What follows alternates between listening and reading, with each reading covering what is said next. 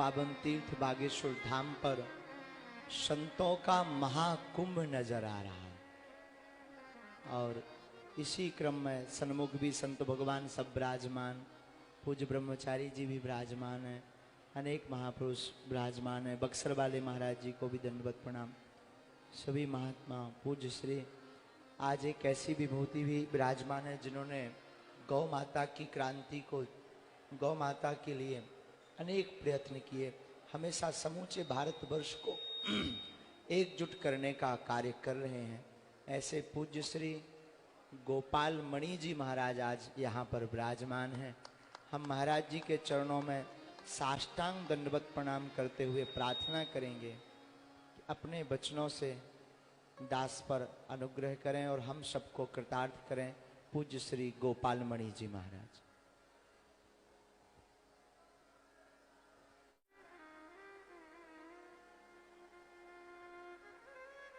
ओम अज्ञानतिमिरान्धज्ञानाञ्जनशलाकया चक्षुरुन्मीलितं तस्मै श्रीगुरवे नमः। मनोजवं मारुततुल्यवेगं जितेन्द्रियं बुद्धिमतां वरिष्ठं वातात्मजं वानरयूतमुख्यं श्रीरामदूतं शरणं प्रपद्ये। नारायणं नमस्कृत्य नरं चैव नरोत्तमं देवीं सरस्वतीं व्यासं ततो जयम् उदीरयेत्। देवीं वाचम् अजनयन्तदेवः तां विश्वरूपः पशवो वदन्ति। सा नो मन्द्रेशमूर्जं दुहाना धेनुर्वाक् अस्मान्नुपसुष्टुतैतुः। बोलिए बालाजी महाराज की, गौ माता की, गंगा मैया की, यमुना मैया की, बद्री विशाल भगवान की, काशी विश्वनाथ की, सद्गुरुदेव भगवान की, हनुमान महाराज की, सनातन धर्म की, सत्य परंपरा की, सनातन संस्कृति की। ओम नमः पार्वती पतये हर हर महादेव।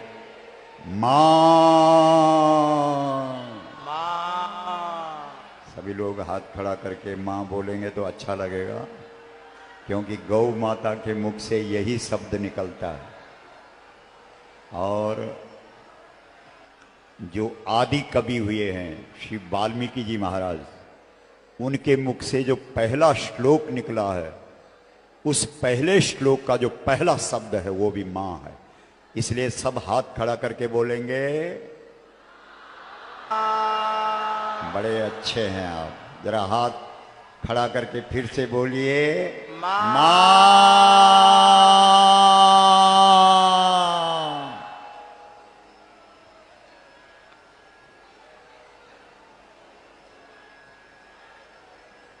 परम आराध्य बागेश्वर धाम बालाजी महाराज के चरणों में प्रणाम करते हुए यहाँ व्यासपीठ पर विराजमान परम पूज्य मलुक पीठाधीश्वर स्वामी राजेंद्र दास जी महाराज और इस कथा के, इस कार्यक्रम के जो आयोजक हैं, हमारे आज हर सनातनी के हृदय में जिन्होंने अपना स्थान बना दिया है, ऐसे पूज्य श्रीमान धीरेन्द्र शास्त्री जी, जिनके ऊपर पूरी तरह से बालाजी महाराज की कृपा का अवतरण हो गया है और सनातन जगत को एक प्रकाश दिख रहा है। यहां मंच पर जितने भी संत महात्मा पूज्य चरण विराजमान हैं, सबके चरणों में अपना माथा रखते हुए आई हुई सारी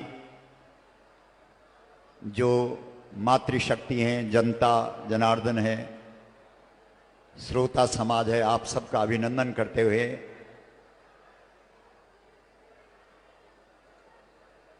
वास्तव में इतना बड़ा कार्य इस बागेश्वर धाम से इस देश को एक वास्तविक दिशा मिल रही है, तो हमने भी सोचा कि गौमुख से गंगा जी को लेकर के जाएं और बागेश्वर धाम में हनुमान जी महाराज का अभिषेक करें।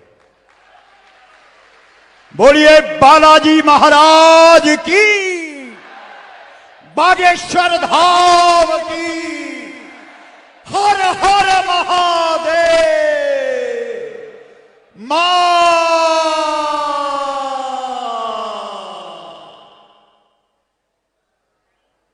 कथा तो महाराज जी श्रवण कराएंगे। अनंत कृपा बागेश्वर धाम वाले महाराज जी बरसा रहे हैं। बस थोड़ी सी दो बात आपके सामने रखना चाहता हूं। भगवान का अवतार किस लिए होता है, यह पहला प्रश्न है और हमारी जनता इसका उत्तर दे, जिसका प्रमाण भी हो शास्त्रों में। आप सब जानते हैं श्रीमद् भगवत गीता, यदा यदा ही धर्मस्य ग्लानिर्भवति भारत, इसी बात को रामचरितमानस में गोस्वामी तुलसीदास जी ने लिखा, जब जब होई धर्म कई हानि बाढ़ई असुर अधम अभिमानी। यानी भगवान का अवतार धर्म की रक्षा के लिए होता है और बागेश्वर धाम धर्म की रक्षा के लिए तत्पर है, सतत प्रयत्नशील है और पूरे देश के अंदर यह ध्वजा फहराई जा रही है। अब सवाल है कि धर्म क्या है? हमारे शास्त्रों ने, हमारे पुराणों ने, हमारे वेदों ने, हमारे उपनिषदों ने धर्म की अनेक व्याख्या की है, लेकिन सामान्यतया जो सामान्य व्यक्ति है वो कैसे समझे कि धर्म क्या है? तो जो भी सनातन में हम धार्मिक कार्य करते हैं उसे हम धर्म समझते हैं। जैसे पूजा कर रहे हैं, क्या है? धर्म है। पाठ कर रहे हैं, क्या है? धर्म है। यज्ञ कर रहे हैं, क्या है? धर्म है। जप कर रहे हैं, क्या कर रहा है? धार्मिक कृत्य कर रहा है। तीर्थ कर रहा है, व्रत कर रहा है, श्राद्ध कर रहा है, पिंड भर रहा है, योग कर रहा है, कथा सुन रहा है, सुना रहा है, कीर्तन कर रहा है, योग, जो भी हमारे यहां सत्कर्म है इनको हमने धर्म कहा है। और जितने भी तुम्हारे सनातन धर्म में पूजा पाठ, जप, तप, यज्ञ, दान, तीर्थ, व्रत, श्राद्ध, पिंड, तर्पण, कथा, कीर्तन, योग, इन सब में गाय की नितांत अनिवार्यता है। कोई भी सत्कर्म इस देश के अंदर हम सनातनियों का ऐसा नहीं है जिसमें गौ माता की आवश्यकता ना हो। हमारे बालाजी महाराज, बागेश्वर धाम सरकार सबको हनुमान चालीसा की ओर प्रेरित कर रहे हैं। हनुमान जी महाराज की चर्चा कर करके इस देश के सोए हुए लोगों को जगा रहे हैं। लेकिन आप कहेंगे महाराज हनुमान चालीसा में भी क्या गाय की जरूरत है? हां है। आप सवाल करो कहां लिखा है कि हनुमान चालीसा पढ़ने में भी गाय की जरूरत है? हनुमान चालीसा में ही इस बात का उल्लेख है कि हनुमान चालीसा तभी सिद्ध होगी जब गाय सामने होगी। आप कहेंगे महाराज हम तो जीवन बीत गया है हनुमान चालीसा पढ़ते पढ़ते, अभी तक तो हमने पढ़ा नहीं, कहां लिखा है? तो आप सब जानते हैं, बोलो जो, बोलो जोर से बोलो जो, यह पढ़ाई हनुमान चालीसा होय सिद्धि साखी गौ। बाकी तो पाद पूर्ति है, छंद पूर्ति है। साखी, साखी शब्द से किमर्थम वर्तते? साक्षी गवाह, संपूर्ण सत्कर्मों की जो गवाह है वो गाय है। पूजा पाठ जप तप यज्ञ दान तीर्थ व्रत श्राद्ध पिंड तर्पण कथा कीर्तन योग सबका साक्षी गाय है, गाय है। इतना हनुमान चालीसा इस देश के अंदर बागेश्वर धाम सरकार की हनुमान चालीसा ने आज देश के अंदर रंग ला दिया, क्योंकि बागेश्वर धाम की जो नींव है वो गौ माता की प्रतिष्ठा पे आधारित है। इसलिए सज्जनों, इसका मतलब है सभी धार्मिक कार्यों में किसकी जरूरत है? जल्दी बोलो। बड़े अच्छे हैं आप। इसका मतलब ये निकलता है कि गौ की रक्षा ही धर्म की रक्षा है। बोलो सही है कि गलत है? हाथ खड़ा करके बोलो, गौ रक्षा धर्म रक्षा, गौ रक्षा, गौ रक्षा धर्म रक्षा, राष्ट्र रक्षा धर्म रक्षा। अब सवाल है कि धर्म की रक्षा कैसे होगी, गाय की रक्षा कैसे होगी? आपके वेद कहते हैं गाय माता है, आपके पुराण कहते हैं, आपका धर्म ग्रंथ कहते हैं गाय माता है, और सरकारी कानून के अनुसार गाय क्या है? बोलो। पशु है। और आपका वेद पुराण आपके शास्त्र कह रहे हैं पशवो न गावा। अरे दुनिया वालों, गाय को कभी पशु मत समझना। पशु सुर धेनु। गोस्वामी तुलसीदास जी ने भी सवाल उठाया है, अंगद के मुख से रावण के दरबार में कहलाया है, पशु सुर धेनु। जिस धेनु में संपूर्ण सुर है, देवता है, त्रयस्त्रिंशत् देव को क्यों रोमकूपे व्यवस्थिता। जिस गाय में 33 करोड़ देवता अवस्थित है, क्या वो पशु है? नहीं है। हाथ हिला के बोलो। रावण ब्राह्मण के घर पैदा हुआ, सब कुछ ठीक है, लेकिन भूल तुझसे ये हो गई कि तूने गाय को पशु समझ लिया, राम को मनुष्य समझ लिया, और गंगा जी को नदी समझ लिया। ये उस प्रसंग में है सारा। इसका मतलब है गौ रक्षा के लिए सबसे पहले गाय को पशु के दर्जे से हटाकर उसको कौन सा स्थान प्रतिष्ठा दिलानी पड़ेगी? जोर से बोलो। गाय हमारी, जरा जोर से बोलो। गाय हमारी, गाय हमारी, जन्म जन्म का गाय हमारी मां।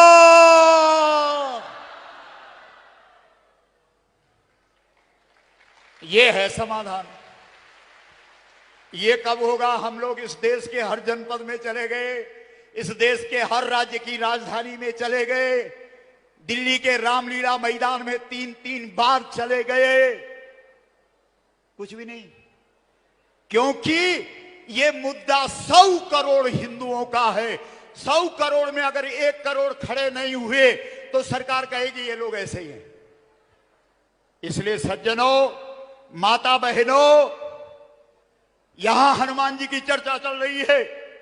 हनुमान जी महाराज जब लंका में विभीषण के घर में गए, विभीषण ने कहा इतना जप करता हूं, इतना तप करता हूं, इतना यज्ञ करता हूं, इतना दान करता हूं, इतना तीर्थ करता हूं, इतना व्रत करता हूं, इतना श्राद्ध करता हूं, सब कुछ करता हूं, कथा कीर्तन योग सब कुछ करता हूं, फिर भी मुझे अभी तक सपने में भी राम के दर्शन नहीं हुए। हनुमान, कारण क्या है? बालाजी बताओ, कारण क्या है? हनुमान जी ने कहा विभीषण नाराज मत होना, बता दूं? बोला बता दो। बोला तू पूजा करता है, पाठ करता है, जप करता है, तप करता है, यज्ञ करता है, दान करता है, तीर्थ करता है, व्रत करता है, श्राद्ध करता है, पिंड भरता है, सब कुछ करता है, कथा करता है, कीर्तन करता है, योग करता है, लेकिन तेरी नगरी के किनारे पर अशोक पेड़ के नीचे धरती की बेटी जो साक्षात पृथ्वी गौ बन करके खड़ी हुई है, जिसे लोग सीता कहते हैं, बोल उस सीता के लिए, उस गाय के लिए तूने क्या किया? विभीषण चुप हो गए। बोला उसके लिए तो कुछ भी नहीं किया। बोला तब तक राम नहीं मिलता, जो मर्जी कर भाई, जब तक तुम गाय के लिए कुछ नहीं करोगे, कैसे तुम्हारा जब तक पूजा पाठ सफल होगा? विभीषण ने कान पकड़े, मुझे क्या करना चाहिए? बोला गाय का पक्ष ले और खड़ा हो जा गाय के लिए। और जैसे ही हनुमान जी की शिक्षा विभीषण को मिली, विभीषण ने अपनी माला धरती पर रखी, कहा अभी जाता हूं सीता जी का पक्षधर, गाय का पक्षधर बन करके आज ही गाय का पक्ष लेता हूं, सीता का पक्ष लेता हूं। और हनुमान के कहने से विभीषण जैसे ही रावण के दरबार में गए, किसका पक्ष लिया? जल्दी बोलो। सीता का। और सीता कौन है? सीता किसी मां के पेट से पैदा नहीं हुई है, सीता धरती से प्रकट हुई है। और तुम्हारे शास्त्र कहते हैं जब जब गौ माता प्रकट हुई, जब जब धरती माता ने अपना अवतार लिया, तो वो गौ के रूप में प्रकट हुई। इसलिए सीता साक्षात गौ है। और उस गौ के समर्थन में विभीषण जैसे ही खड़ा हुआ, रावण ने विभीषण को लात मार दी। लेकिन विभीषण का जो जन्म जन्म का जो उसकी इच्छा थी, जो उसको अपेक्षा थी, आज पूरी हो गई। रावण की लात लगते ही विभीषण को राम मिल गया। कैसे मिल गया? किसके पक्ष में खड़ा हो गया? जल्दी बोलो। गाय के पक्ष में। भगवान श्री कृष्ण को श्रीमद् भागवत के अंदर लोगों ने पूछा, तेरे माथे पर ये मुकुट मोर पंख का क्यों? श्री कृष्ण ने कहा, ये मोर पंख का मुकुट गाय के पीछे लगाता हूं। जो लोग गाय के पीछे खड़े हो जाते हैं, उनके लिए फिर मैं निष्पक्ष नहीं, पक्षधर बन जाता हूं। मैं हमेशा गाय का और गाय वालों का पक्ष लेता हूं। इसलिए सज्जनों, आप सबसे निवेदन, संत महात्माओं के चरणों में प्रणाम। आने वाली गोपाष्टमी दुनिया याद रखेगी। 20 नवंबर 2023 गोपाष्टमी। पूरे देश के करोड़ों करोड़ों लोगों से निवेदन है, इस बार जो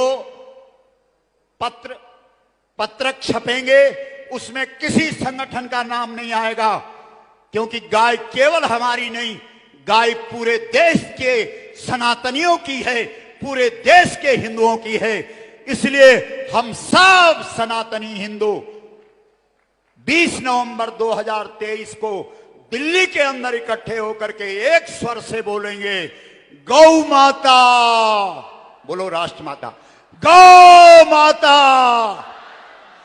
गौ माता, गौ माता, गौ माता। मां